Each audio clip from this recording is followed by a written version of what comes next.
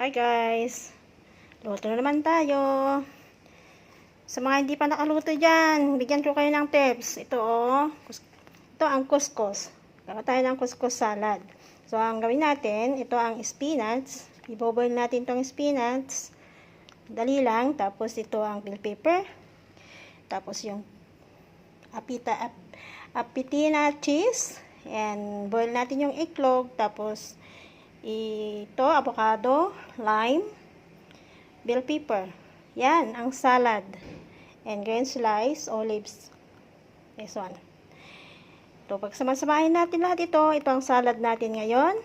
At imamats natin dito sa chicken.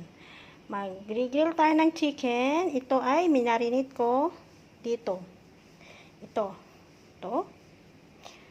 Paprika, sweet paprika, olive oil, garlic herbs, and garlic, and soy sauce.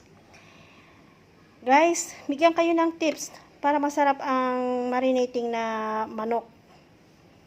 Ito ang matagal ko nang ginagamit pag nagmamarinate ako ng manok.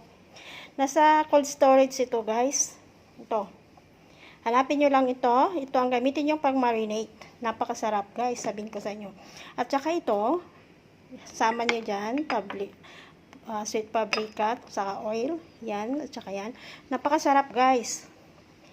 Napakalambot yung manok na marinate natin.